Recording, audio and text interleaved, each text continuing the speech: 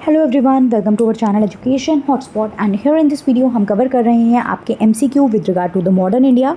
और इसको हम कवर कर रहे हैं आपके प्रीलिम्स वाला जो ओनली आईएएस की मैगजीन है क्यूएनए बैंक इन्होंने रिलीज़ किया है, सब्जेक्ट वाइज रिलीज़ किया है और कुछ सब्जेक्ट के यहाँ पे एमसीक्यू आपको यहाँ पे प्रोवाइड किए गए हैं। तो 500 प्लस एमसीक्यू की बात की गई है यहाँ पे मॉडर्न इंडिया की। तो हम यहाँ पे कुछ प्रैक्टिस क्वेश्चंस देखेंगे। मैं मान के चल रही हूँ कि आप लोग पीवाईक्यूज़ ऑलरेडी मॉडर्न इंडिया के रिगार्डिंग सॉल्व कर चुके हैं। इन केस आपने पीवाईक्यू सॉल्व नहीं किया है तो firstly focus on the PYQ and then आप फर्दर आगे प्रैक्टिस एमसीक्यू मॉक टेस्ट वगैरह पे मूव करें। अगर नहीं करा है तो firstly PYQs are very very very very very important, right. हम जो यहाँ पे आज स्टार्ट करेंगे, हम फर्स्टली बात करेंगे रिवोल्ट ऑफ 1857 से। Will proceed like this. तो रिवोल्ट ऑफ 1857 के रिगार्डिंग हम कुछ एमसीक्यू यहाँ पे देखेंगे। So let's go to the chapter straight. Revolt of 1857 के क्वेश्चन हम लोग यहाँ पे देख के चलेंगे और कुछ सिलेक्टिव पार्ट में उनको डिस्कस करेंगे। Just wait for while, let me show you the questions first. Okay, so this is the chapter revolt of 1857। Maximum 2 part में ये हमारा कंप्लीट हो जाएगा, तो हम एक बार देख लेते हैं। रिवोल्ट ऑफ 1857 के रिगार्डिंग कुछ चीज़ें आप सबको पता होंगी। देखिए, रिवोल्ट ऑफ 1857 की अगर हम लोग बात करें तो यहाँ पे 1857 में ये रिवोल्ट जो था, इसके बहुत सारे कारण थे, राइट। सबसे पहली बात तो ये सक्सेसफुल नहीं रहा था, दैट्स वाई ये एक रिवोल्यूशन में नहीं क्रिएट हुआ। इसके बहुत सारे कारण थे, अपने अपने रीज़न से लोग जो है इसको क्या कर रहे थे, इसको इनिशिएट कर रहे थे। लेकिन एक इमीडिएट कॉज था जो आपका था मिलिट्री कॉज, राइट। जो इसका इमीडिएट कारण था वो था मिलिट्री कॉज, जिसमें यहाँ पे एक रूमर काइंड ऑफ और एक बात जो थी वो स्प्रेड हुई थी कि ब्रिटिशर नई वैरायटी ऑफ गन्स यहाँ पे उन्होंने इंट्रोड्यूस करी थी, जिसमें बोला गया था कि जो कार्टेज यूज़ हो रहा है उसमें आप जो यूज़ कर रहे हो फ्लोर में वो काउ एंड पिग की जो है बोन्स हैं वो आप यूज़ कर रहे हो। अब काउ जो है वो हिंदू के लिए जो है पूजनीय है, pig is a taboo for Muslim. तो दोनों ही लोगों के, दोनों ही ग्रुप के, हिंदू मुस्लिम के रिलीजियस सेंटिमेंट यहाँ पे हिट हो रहे थे। और इस चीज़ को लेके वहाँ पे जो सिपाही थे वो बिल्कुल अगेंस्ट थे, do not want to use that gun. और इस चीज़ में कोई क्लैरिटी उन लोगों को मिली नहीं। तो ये एक मेन रीज़न हो गया जिस वजह से ये जो म्यूटिनी थी वो एक तरीके से, या जो ये रिवोल्ट था वो भड़का और स्टार्ट हो गया। रीज़न और भी बहुत सारे प्रेजेंट थे, ऐसा नहीं है this is the only reason. और भी बहुत सारे रीज़न थे, जैसे कि इकोनॉमिक कारण, आप इकोनॉमिक एक्सप्लॉयटेशन कर रहे थे। ज़मींदार्स जो थे, मनी लेंडर्स जो थे, वो भी मिलके आपके साथ एक्सप्लॉयट कर रहे हैं लोगों को। तो एक ये रीज़न यहाँ पे हमारे पास था। फिर बहुत सारी आप यहाँ की जो प्रैक्टिसेस फॉलो होती थी, लाइक सती प्रथा वगैरह को बैन करना, ऑल्दो कि सही गलत वो चीज़ों पे हम नहीं जा रहे हैं, बट आप बहुत सारी रिलीजियस चीज़ों में भी यहाँ पे इन्वॉल्व हो रहे थे। So that is also the thing जिस वजह से लोग, क्योंकि सेंटिमेंट हर्ट हो रहे थे। प्लस पॉलिटिकल लेवल पे भी यहाँ पे बहुत ज़्यादा डिस्क्रिमिनेशन देखने को मिल रहा था कि जो आप आर्मी मिलिट्री में हायरिंग करते हो, पहली बात तो इक्वल पे नहीं मिलती थी लोगों को, तो वहाँ पे लोगों को प्रॉब्लम रहती थी। अच्छी पोस्ट जो है वो ब्रिटिशर को मिल रही है, इंडियंस को पोस्ट ही नहीं मिल रही है, इक्वल पे नहीं मिल रहा है, इस तरीके की जो चीज़ें थी। प्लस इसके अलावा आपकी बहुत सारी ऐसी पॉलिसी, जैसे कि जो आप सब्सिडरी अलायंस लेके आए थे, डॉक्ट्राइन ऑफ लैप्स जैसी पॉलिसी लेके आए थे, इसके चलते भी बहुत सारे लोग यहाँ पे आपसे क्या थे, परेशान थे, मतलब ब्रिटिशर से परेशान थे। तो बहुत सारे रीज़न थे और ये एक साथ जो चीज़ें थी वो यहाँ पे फटी, और फटने के बाद हमें यहाँ पे एक रिवोल्ट देखने को मिला। तो इकोनॉमिक कॉजेज़, पॉलिटिकल कॉजेज़ थे। प्लस यहाँ पे इकोनॉमिक में ये भी चीज़ थी कि हमारे यहाँ के हैंडीक्राफ्ट की इंडस्ट्री जो थी वो डिक्लाइन हो रही थी, क्योंकि पुराने मुगल कोट्स वगैरह सब तो चले गए, ब्रिटिशर नई स्टाइल की चीज़ें डिमांड कर रहे हैं और वो मशीनरी के थ्रू कम रेट में आप बना के वो यहाँ पे यूज़ कर रहे हो। हमारे जो आर्टिशियंस थे वो उसको फुलफ़िल नहीं कर पा रहे थे। तो बहुत सारे रीजंस यहाँ पे हमारे पास इसके देखने को मिलते हैं। हालांकि सक्सेसफुल नहीं रहा, बाद में इस मूवमेंट को सप्रेस कर दिया गया था बाय द ब्रिटिशर। अलग अलग जगह से, अलग अलग स्टेट से अलग अलग लीडर्स ने इसको लीड किया, अलग अलग स्टेट से अलग अलग लीडर्स ने इसको लीड करा।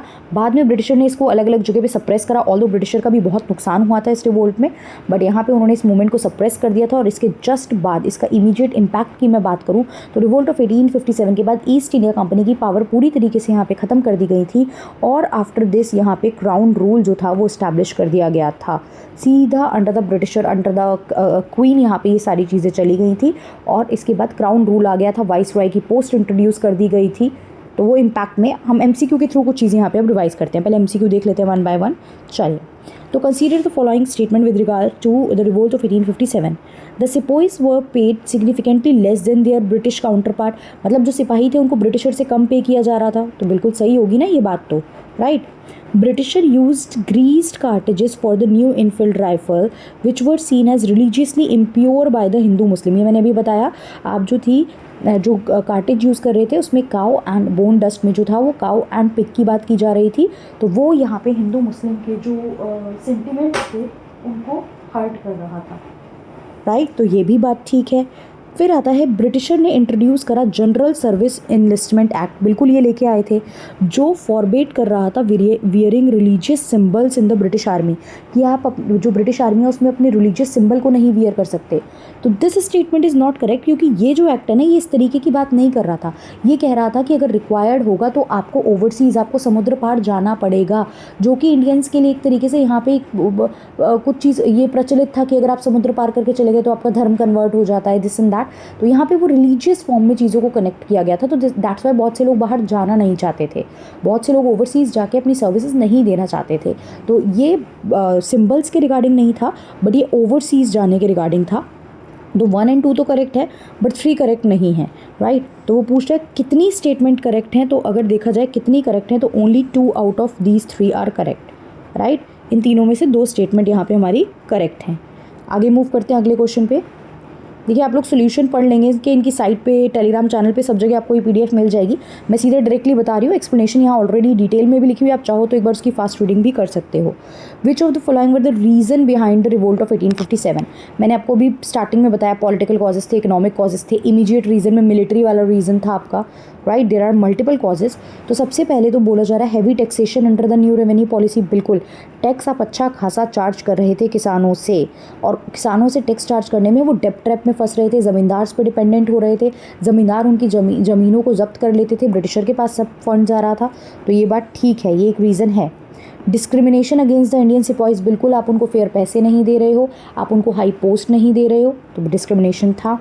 एक्टिविटीज़ ऑफ क्रिश्चियन मिशनरी, बिल्कुल ये चीज़ भी थी कि आप अपने धर्म को प्रमोट करने की यहाँ पे बात कर रहे हो, राइट। रिलीजियस जो है, रिलीजियस लेवल पे आप अपने धर्म को प्रमोट करने की बात यहाँ पे कर रहे थे, मिशनरीज भी एक्टिवली इन्वॉल्व थी। तो ये सारी चीज़ें जो थी ये रीज़न थी, these all are the reason behind the revolt of 1857।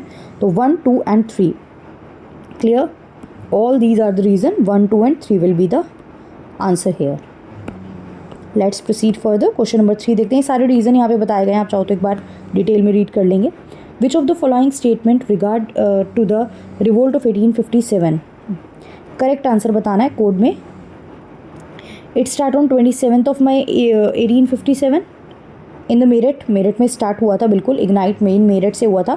उसके बाद यहाँ पे आप दिल्ली गए थे इस मूवमेंट को लीड करने के लिए, वहाँ पे जो रूलर थे बहादुर शाह जफ़र सेकंड, उनसे बात करने कि आप लीडर बन जाइए। देखिए उनको बोला गया, समझाया गया आप लीडर बन जाइए, बहुत सारी जगह पे इसका रिवोल्ट हो रहा है, और यहाँ पे अगर आप लीडर बन गए तो एक तरीके से ब्रिटिशर यहाँ से जा सकते हैं, हम मुग़ल एम्पायर को दोबारा एक आपको मौका मिलेगा कि आप उसको रीस्टैब्लिश कर पाएँ अच्छे तरीके से। तो ये चीज़ थी। तो पहली बात तो डेट यहाँ पे गलत दे रखी, देखिए 27 में नहीं था, 10 मई था जब ये जो स्टार्ट हुआ है ना। The date was 10 May 1857, right, कि जब ये म्यूटनी ब्रोक डाउन हुई थी तो यहाँ पे जो था 10 मई था। तो फर्स्ट स्टेटमेंट तो गलत हो गई, फर्स्ट गलत हो गई ना, तो वैसे ही आप एलिमिनेट कर सकते हो। देखो आंसर, अगर डेट थोड़ा भी पड़ा है और डेट माइंड में रह जाएगी तो सीधा एलिमिनेट कर सकते हो आप, आंसर आ जाएगा 2 और 3, है ना।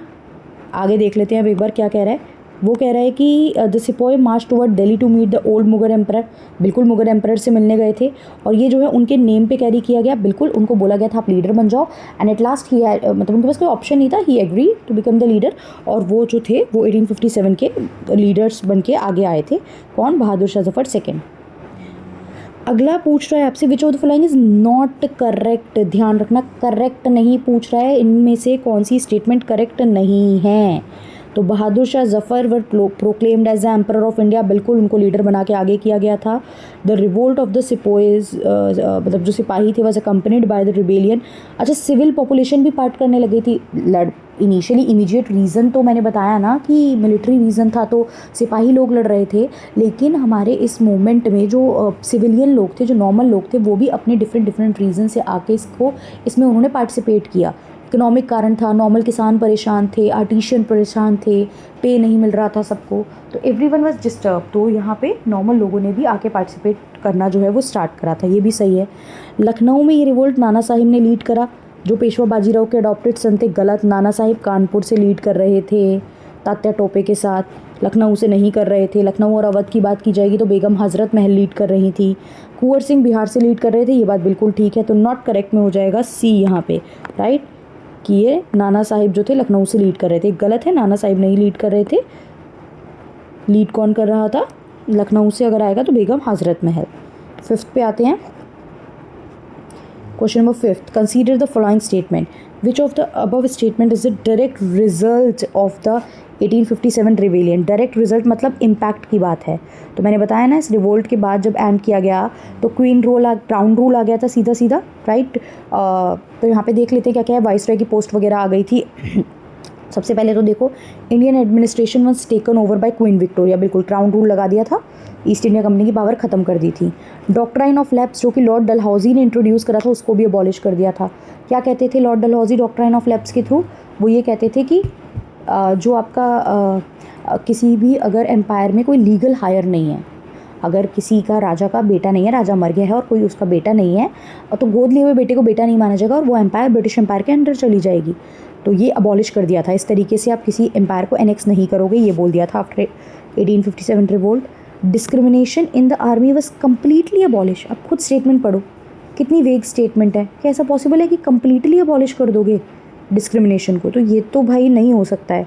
ये भी तो चलो ठीक है, ये भी ठीक है, ये नहीं हो सकता है, राइट। 3 नहीं हो सकता तो ये भी हट जाएगा और ये भी हट जाएगा।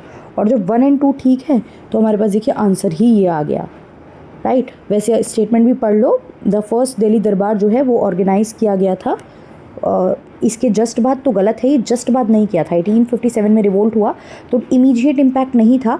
इवन मतलब जो फर्स्ट दिल्ली दरबार था वो 1877 में यहाँ पे मतलब कंडक्ट किया गया था, ऑर्गेनाइज़ किया गया था। That was not the immediate impact, तो ये भी गलत हो जाएगा। आगे मूव करते हैं क्वेश्चन नंबर 6 पे। क्वेश्चन नंबर 6 देखिए, फैक्चुअल बिल्कुल डायरेक्ट क्वेश्चन है। लीडर बताए गए हैं, बताना है कौन कौन सा करेक्टिव मैच है। रानी लक्ष्मीबाई झांसी बिल्कुल ठीक, तात्या टोपे जगदीशपुर गलत, कानपुर मैंने बताया था, कानपुर से नाना साहिब एंड तात्या टोपे थे। नाना साहिब भी अगेन कानपुर सेम। दिल्ली से तो आपके थे कौन, ये बहादुर शाह जफ़र सेकेंड और इनके मिलिट्री कमांडर थे जनरल बख्त खान, वो लीड कर रहे थे। बेगम हज़रत महल बिल्कुल अवध एंड लखनऊ से बेगम हज़रत महल हमारा नाम रहेगा, राइट। ये ध्यान रखना है आपको। तो यहाँ पे हमारा कितने करेक्ट हो गए? फर्स्ट करेक्ट है और 4th करेक्ट है, तो ओनली 2, राइट। इनमें से 2 करेक्ट हैं, बाकी गलत हैं। Let's move further. अगला क्वेश्चन भी लीडर के रिगार्डिंग है। भक्त खान वो कह रहा है बिहार, गलत। भक्त खान दिल्ली मैंने बताया, बहादुर शाह जफ़र सेकेंड और भक्त खान जनरल भक्त खान उनके मिलिट्री जनरल थे, वो दिल्ली से लीड कर रहे थे। कुंवर सिंह ग्वालियर से नहीं थे, कुंवर सिंह बिहार से थे, राइट। ये भी गलत है, बिहार से थे, बिहार से लीड कर रहे थे। तात्या टोपे दिल्ली से नहीं थे, कानपुर से थे। तो सारी गलत हो गई ये तो, राइट। कोई भी करेक्ट नहीं है, नन ऑफ द अबव। इनमें से कोई भी करेक्ट नहीं है, none of the above pair. चलिए अगला क्वेश्चन देखते हैं। अगला question is with regard to the statement की कौन कौन सी स्टेटमेंट किस किसने यूज़ करी है। तो देखिए, वी.डी. सावरकर ने 1857 को फर्स्ट वॉर ऑफ इंडिपेंडेंस कहा था, ये बात बिल्कुल ठीक है, राइट। वी.डी. सावरकर ने कहा था, बिल्कुल ठीक है। आर.सी. मजूमदार ने भी ये कहा था कि ना तो ये फर्स्ट वॉर ऑफ इंडिपेंडेंस है कम्प्लीटली, राइट, ना तो ये पहली वॉर ऑफ इंडिपेंडेंस है और ना ही यहाँ पे ट्रू वॉर है इंडिपेंडेंस के लिए, राइट। क्योंकि यहाँ पे लोग जो है वो कंप्लीट इंडिया के इंडिपेंडेंस के लिए नहीं, अपने अपने प्लेस के लिए अलग अलग तरीके से लड़ रहे थे, तो इन्होंने इस बात को यहाँ पे सपोर्ट किया। फिर ये बात बोली गई, एरिक स्टोक ने बोला है, a Mohammedan conspiracy making capital of Hindu grievances. तो ये लाइन इन्होंने नहीं बोली थी, ये लाइन जेम्स ऑटरम ने बोली थी, राइट। अब देखेंगे यहाँ पे मेंशन है। फर्स्ट तो मैंने आपको बता दिया, वी.डी. सावरकर ने बोली थी। सेकेंड दस, ये जो लाइन है ये एरिक स्टोन ने नहीं बोली थी, सेकंड वाला इनकरेक्ट है। ये लाइन किससे रिलेटेड है? ये लाइन जो है ये जेम्स ऑटरम से रिलेटेड थी, जेम्स ऑटरम से, क्लियर। स्टेटमेंट थर्ड की बात करें तो स्टेटमेंट थर्ड यहाँ पे जो है, a conflict between civilization and barbarism जो है 1857 को किसने बोला? इन्होंने लिखा है जेम्स ऑटरम, बट गलत है, जेम्स ऑटरम ने नहीं बोला। जेम्स ऑटरम की तो ये स्टेटमेंट थी, यहाँ पे ये जो स्टेटमेंट थी ये टी.आर. होम से रिलेटेड है, टी.आर. होम से रिलेटेड है। तो अब ध्यान से देखेंगे इनमें से कितने करेक्ट हो गए। फर्स्ट करेक्ट हो गया, राइट, एंड 4th करेक्ट हो गया, ये दोनों गलत हो गए। तो यहाँ पे ओनली 2 करेक्ट है। ये 2 बार पढ़ लोगे तो अभी याद हो जाएगी, नहीं याद है तो कोई बड़ी बात नहीं है। आप इन स्टेटमेंट को रिकॉल करो, 2 बार रीड करो, आपको याद हो जाएगा कौन सी स्टेटमेंट किसने यूज़ करी है। ये प्रैक्टिस के लिए ही होता है, ये जो आप सब पढ़ रहे हो ये प्रैक्टिस के लिए ही पढ़ रहे हो, सो दैट चीज़ें याद हो जाएँ आपको। स्टेटमेंट फर्स्ट देखते हैं। स्टेटमेंट 1 एंड 2 ऑप्शन वही है, कौन सा करेक्ट है, करेक्ट एक्सप्लेनेशन है या नहीं। तो modern educated Indian did not support the revolt of 1857, ये बात तो ठीक है, सब लोगों ने पार्टिसिपेट नहीं किया था। एक मेजर फेलियर का कारण ये भी तो था कि लिमिटेड एरिया तक ही ये रह गया था, सारे लोग इसमें पार्टिसिपेट ही नहीं कर रहे थे। तो लीडरशिप प्रॉपर नहीं थी, सब लोग पार्टिसिपेट भी नहीं कर रहे थे, बहुत सारे फेलियर के रीज़न थे। तो ये था कि मॉडर्न एजुकेटेड इंडियंस ने इसको सपोर्ट नहीं किया था। वो लोग ये कह रहे थे कि ये जो है, क्योंकि ब्रिटिशर मॉडर्निज्म की बात करें, मॉडर्निटी ला रहे हैं, सोसाइटी में रिफॉर्म ला रहे हैं, that's why some people are opposing this, that's why some people उनकी आइडियोलॉजी से एग्री नहीं कर रहे हैं। तो मॉडर्न एजुकेटेड लोग ये बोल रहे थे कि लोग अगेंस्ट द मॉडर्निटी हैं। तो स्टेटमेंट 2 क्या कह रहा है, modern educated Indians viewed revolt को उन्होंने बोला कि एक रिएक्शन है कंजर्वेटिव फोर्सेस का, जो पुराने ट्रेडिशनल सोच रखते हैं वो मॉडर्निटी के अगेंस्ट यहाँ पे रिएक्ट कर रहे हैं, दैट्स वाई ये रिवोल्ट हमें देखने को मिला है। तो स्टेटमेंट 1 करेक्ट है, इन्होंने पार्टिसिपेट नहीं करा था बिकॉज, इसी रीज़न से नहीं करा था क्योंकि उन्हें लग रहा था कि ये जो रिवोल्ट है ये एक रिजल्ट है ट्रेडिशनल कंजर्वेटिव फोर्सेस का। तो statement 1 and 2 is correct and statement 2 is the correct explanation of correct and statement second is the correct explanation of A. तो ए करेक्ट हो जाएगा यहाँ पे, राइट। 10th क्वेश्चन देखते हैं। अब 1857 के रिगार्डिंग वो क्या कह रहा है, स्टेटमेंट 1 एंड 2, अच्छा सॉरी मतलब ये यहाँ पे आपको बताना है कि इनमें से कौन से फैक्टर हैं जो फेलियर के रीज़न हैं। It was restricted to the limited territorial area, बिल्कुल मैंने अभी बताया ऊपर, यही तो बात की हमने, फैला हुआ नहीं था ज़्यादा जगह। The mutineers had a clear forward looking cohesive ideology, अगर क्लियर आइडियोलॉजी होती तो क्या फेल होता। अब मैं बोल रही हूँ आपको फेलियर के कारण नहीं पता तो भी आप इसे एलिमिनेट कर सकते हो भाई, अगर क्लियर आइडियोलॉजी होगी तो मूवमेंट फेल कैसे होगा। ऑल बिग जमींदार सपोर्टेड द रिबेलियन, बिल्कुल भी नहीं, सब सपोर्ट करते तो मूवमेंट सक्सेसफुल ना हो जाता। सारे ज़मींदारों को तो अपना भी फ़ायदा दिख रहा था ना, तो सारे ज़मींदारों ने सपोर्ट किया ही नहीं था। तो सिर्फ एक ही पॉइंट इनमें से सही है, फेलियर के सिर्फ यही कारण आपने बताया, बाकी जो 2 कारण है वो फेलियर के कारण है ही नहीं। तो यहाँ पे हो जाएगा ओनली 1, क्लियर। तो यहाँ पे हमने आपके 10 क्वेश्चन तक देख लिए हैं रिवोल्ट ऑफ 1857 के। नेक्स्ट जो वीडियो रहेगी, नेक्स्ट पार्ट रहेगा इसका, उसमें 11, 12 फर्दर मूव करेंगे और उसके बाद हम अगले चैप्टर पे मूव कर जाएंगे। होप आपको समझ में आ रहा होगा। सीरीज़ बेनिफिशियल लग रही है तो do let me know in the comment box. I try मैं इस तरीके से सारे चैप्टर्स और मैक्सिमम जितने सब्जेक्ट हो सकते हैं सारे सब्जेक्ट आप लोगों को कवर कराऊँ, ताकि एग्ज़ाम से पहले एक एग्ज़ाम पैटर्न यानी MCQ फॉर्मेट में भी हम चीज़ों को कवर अप कर सकें कि किस तरीके से हमें ऑप्शंस रीड करने हैं, किस तरीके से हम एलिमिनेट कर सकते हैं, क्या क्या पॉइंटर्स हैं जो लास्ट मोमेंट में हम लोग अपने माइंड में रख सकते हैं।